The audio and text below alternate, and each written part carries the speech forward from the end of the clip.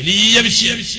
കല്യാണത്തിന്റെ പേരും പറഞ്ഞ് ഏതോ കുടുംബത്തിൽ ജനിച്ച പെണ്ണിന്റെ ബാപ്പായോട് കൊള്ളക്കാരനെ പോലെ കാശ് സ്ത്രീധനമായിട്ട് വാങ്ങി.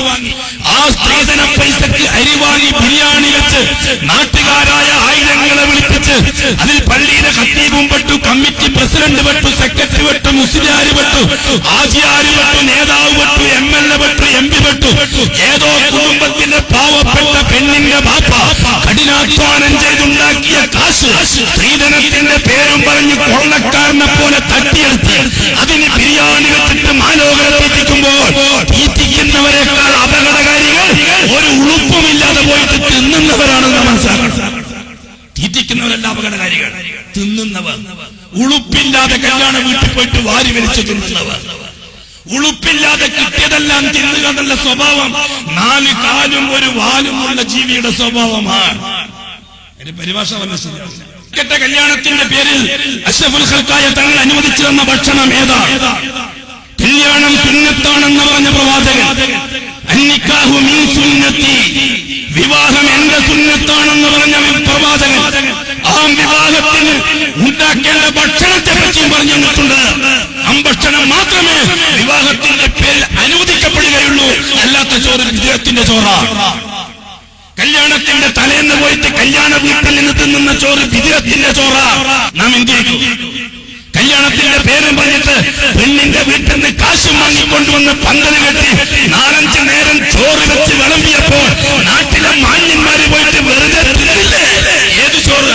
എനിക്ക് അനുവദിക്കാത്ത ചോറ്. നിനക്ക് അല്ലാഹുവിന്റെ റസൂൽ അനുവദിച്ചു തന്നിട്ടില്ലാത്ത ഭക്ഷണമാണ്. നാളെ നടക്കുന്ന കല്യാണത്തിന് മൈലാഞ്ചി എന്നും പറഞ്ഞു ഇന്ന് രാത്രി പോയിട്ട് നീ തിന്നില്ലേ? ഏത് ചോറ്? നിനക്ക് അനുവാദമില്ലാത്ത ചോറ്. ആ ചോറ് ഏതാ പൈസ എന്നറിയോ? ഏതോ തറവാട്ടിലെ പെണ്ണിന്റെ ബാപ്പാനെ ഭീഷണിപ്പെടുത്തി സ്ത്രീധനം എന്ന് പറഞ്ഞിട്ട് കൊള്ളക്കാരനെ പോലെ വാങ്ങിയ പൈസക്കുള്ള ചോറ. ആ ചോറ്റിന്റെ ഒരു പിടി ലാബിൽ കൊണ്ടുപോയി പരിശോധിച്ചാൽ ഒരു പക്ഷേ ആ ചോറിന്റെ ആളായ പെണ്ണിന്റെ ബാപ്പാന്റെ രക്തത്തിന്റെ ഗ്രൂപ്പ് മനസ്സിലാവും. ഈ ചോറ് ലാബിൽ കൊണ്ടുപോയാൽ മതി. ഈ കല്യാണം കഴിക്കുന്ന ചെക്കന്റെ വീട്ടിൽ നിന്നിട്ടുന്ന ചോറില്ലേ, ആ ചോറ് ഒരു പിടി ലാബിൽ കൊണ്ടുപോയി പരിശോധിച്ചാൽ പെണ്ണിന്റെ ബാപ്പാന്റെ രക്തഗ്രൂപ്പ് മനസ്സിലാവും.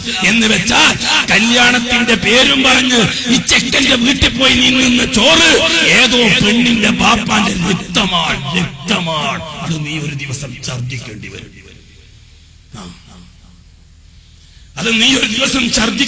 ആ രക്തം സകലരും ഛർദ്ദിക്കേണ്ടി വരും.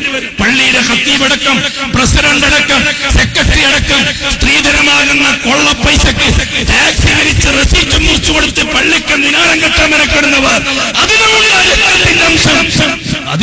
രക്തത്തിന്റെ അംശം. സ്ത്രീധനം എന്ന കൊള്ള പൈസയുടെ രക്തത്തിന്റെ അംശം പള്ളി മുനാരത്തിലും കാണാം, പള്ളിയുടെ മിഹ്റാബിലും കാണാം. ഈ ഉമ്മത്ത് അത്രമാത്രം അരോചമായി. അല്ലാഹു മനസ്സിലാക്കാൻ തൗഫീഖ് നസീബാക്കി തരട്ടെ. വേണം സുഹൃത്തുക്കളെ, സഹോദരന്മാരെ, വ്യക്തമായ ഒരു സമരമുറ. ആദ്യമായിട്ട് വേണ്ട ജിഹാദ് എന്താണ്? ബോംബ് പൊട്ടിക്കലല്ല ജിഹാദ്, ചാവേർപ്പടിയും ജിഹാദല്ല, അത് പിരാന്തി. ഏറ്റവും വലിയ എന്താണ്? കഴിക്കുന്ന ഭക്ഷണം ഹലാലാക്കാൻ വേണ്ടി മെനക്കെടുക. ഈ ഉമ്മത്ത് ചെയ്യേണ്ട ആദ്യത്തെ ജിഹാദ് അതാണ്. തിന്നുന്ന ചോറ് ഹലാലാക്കാൻ മെനക്കെടുക.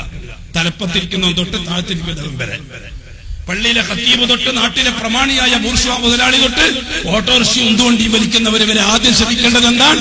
ചാപ്പിടുന്നത് ഹലാലാണോ ഹറാമാണോ തീരുമാനിക്കുക. എന്നെല്ലാം ക്ലിയറായി, കംപ്ലീറ്റ് ക്ലിയർ. എന്റെ പൊന്നുമ്മമാരെ, പെങ്ങന്മാരെ, മക്കളെ കുരുത്തം പഠിപ്പിക്കാൻ ചാറ്റവാറെടുക്കണ്ട, ചൂരലെടുക്കണ്ട. മക്കളെ നന്നാവാൻ വേണ്ടിയിട്ട് ഏതെങ്കിലും കോണ്ടനോമയിൽ കൊണ്ടുപോയി ഉമ്മലറ്റ നാൾ മുതൽ അറസ്റ്റ് ചെയ്യണ്ട. ഏതെങ്കിലും കുരിശിന്റെ ചോട്ടിൽ കൊണ്ടുപോയിട്ട് പണയും വെക്കണ്ട. മക്കള് നേരെ ചൊവ്വയാവാൻ, മയക്കുമരുന്നിന് അടിമയാവാതെ പോകാൻ, മദ്യപിച്ച് ലക്ഷ്യകെട്ട് തെരുവിൽ കിടന്ന് പന്നിയുരുളും പോലെ ഉരുളാതിരിക്കാൻ, ഉമ്മാനെയും പാപ്പാനെയും കൊന്ന് ചാക്കിക്കട്ടി മൂലക്ക് വെച്ച് ഉമ്മാന്റെ കഴുത്തിൽ നിന്ന് താലി പൊട്ടിച്ചോണ്ട് പോയിട്ട് മദ്യം കുപ്പിയും വാങ്ങിക്കൊണ്ടെന്ന് അത് കുടിച്ച ബാക്കി കുപ്പി ഉപ്പാന്റെ തലപ്പുമാത്ത് വെച്ചിട്ട് പോകാതിരിക്കാൻ, മക്കളെ നേരെയാവാൻ നീ ഒന്നും ചെയ്യണ്ട. എന്റെ കുഞ്ഞിന് ഹലാലായ ചോറ് കൊടുക്കാൻ നീ മെനക്കെട്ടാ. ആ കുഞ്ഞിനെ